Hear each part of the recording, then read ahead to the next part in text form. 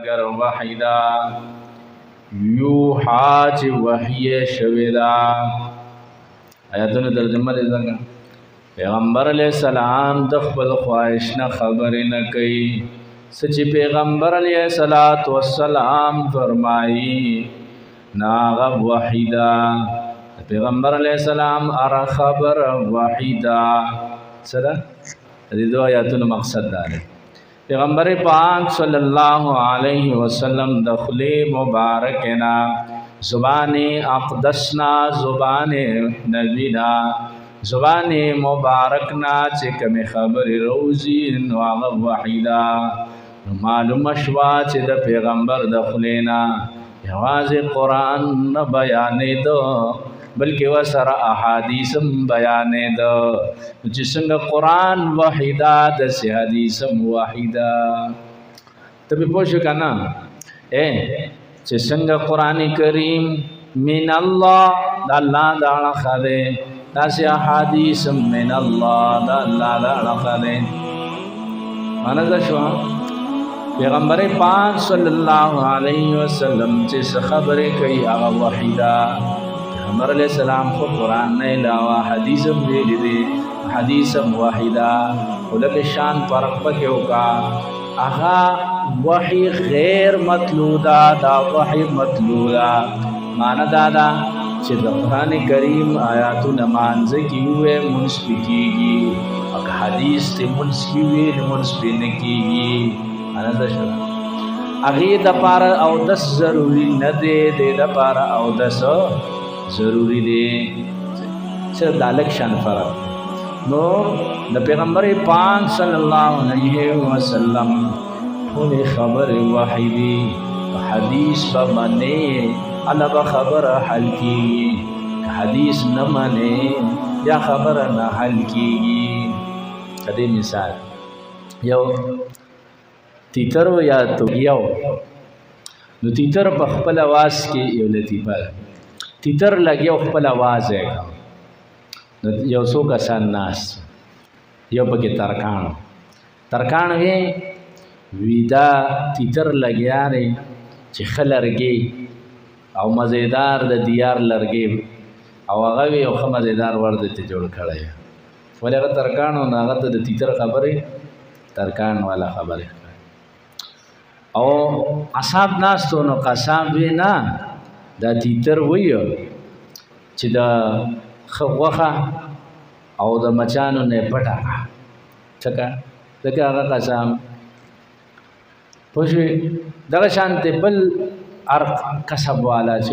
هغه به خپل مطلب واغسته نو مطلب نه دا دی چې قران کریم سره حدیث نوي نو ار سړی به قران ځان ته راکاږي خپل ډلې ته به راکاږي ار سړی به بس خپل مقصد نه چې دا مقصد دی دا مقصد دی نو د قران کریم تشریح هغه حدیث رسول الله صلی الله علیه وسلم او چې کله حدیث د پیغمبر علیه الصلاۃ والسلام د مسنه لرګو ته په قران د کوی بیا ته د قران تشریح یا د ځان نه کوي نن سبا دا فتنه ډیره پته زی روانه بس صرف قران منم او حدیث نه منم دا ډیره خطرناکه فتنه ده ډیره خطرناکه فتنه ده ازم پښتنو کې مشوره شوی ده یو پکیو هغه نه خدای اخلاص کو نور بزغالین او نور چې دینو جراثیم او زخر نور کړی چې خلک لګیا دي او حدیثونو انکار کوي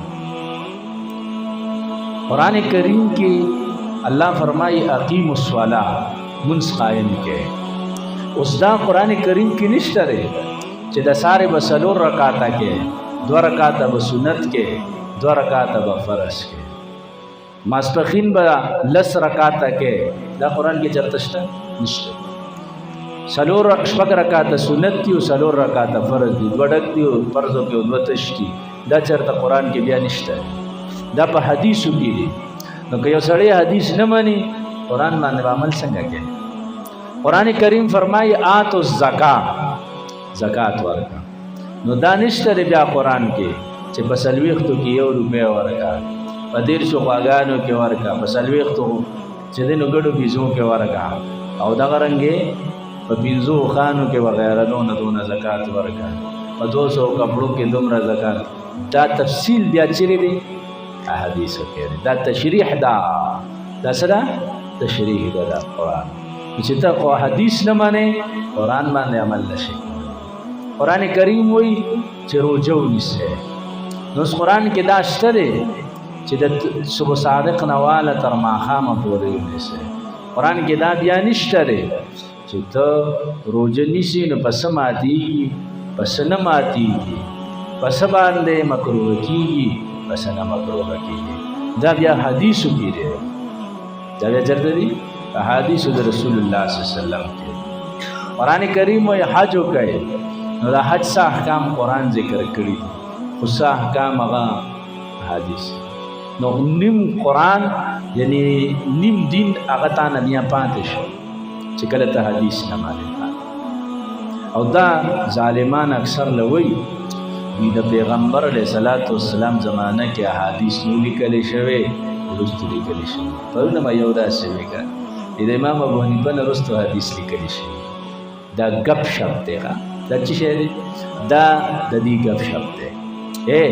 پیغمبر علیه صلات والسلام زمانه کې حدیث لیکلی شوی.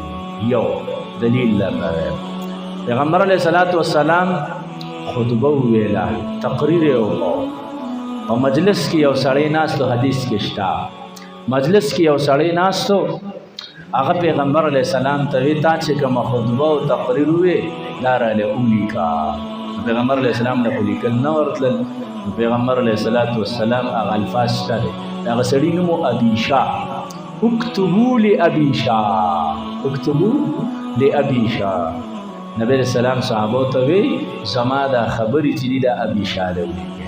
دویم پیغمبر علیه الصلاۃ والسلام په مجلس کې یو سړی ناست لیکلی کوي، حدیث به لیکو. نو خلق ورته وی دا ته ولې لیکي؟ پیغمبر علیه السلام په انسان دی، کله کله به غب شپ کې یو خبره وکړي، هغه په سبا حدیث نه لیکو. هغه حدیث لیکلو نه څه کو معنا شو. نو پیغمبر علیه السلام ورته ولې نه لیکي؟ نو قوم معنا کړو. هغه ورته لا یخرج، زما د پیغمبر علیه السلام ورته فرمایي زما د خلی نه خبر نه روزي مگر حق خبره دی. لیکا دریم حضرت ابو هريره سے فرمائی زمانہ زیاد احادیث عبداللہ ابن عمر سے یاد ہو، عبداللہ ابن عمر ابن عاص سے یاد ہو. ولی وجہ داوا یا عبداللہ ابن عمر ابن عاص په لیکل کول ماوردی مال لیکل نه راتلو زجاتو. دا د پیغمبر علیه السلام په زمانہ کې لیکل. سلورم حضرت علی رضی الله تعالی عنہ سره سوا یو کسوړی وا، څو سره تاسو بسته غوندي د کپڑے داس یو کسوړی غوندي وسره هغه به ګرځولا. چا ورته وی دي کیسری وی دي کې ما د پیغمبر علیه السلام نه د میراث مسائل لیکلي دي. نو هغه میراث مسائل قران کې ویل ولې ته لیکل؟ هغه حدیث وکړه دومره ډیر دي کنه چې د پیغمبر علیه السلام زمانه کې حدیث لیکلي شوی دي. دا اسی د دې چې د نسره هوا کې مارغان جنګول دي چې د پیغمبر علیه السلام زمانه کې حدیث نه دي لیکلي شوی.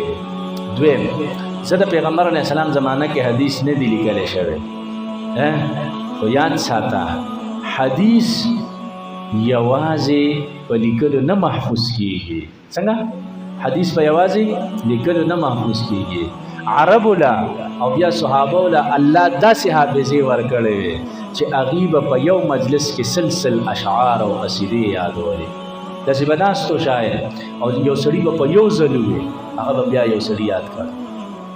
دا خو څه کې چې هغې له خدای داسې حافظې ورکړې وي چې د اسونو نسلونه به یادول. موږ ته خپل نسل نه معلوم، د اسونو د اوښانو نسل به ورته معلوم، دا د پلانکي داسې به روان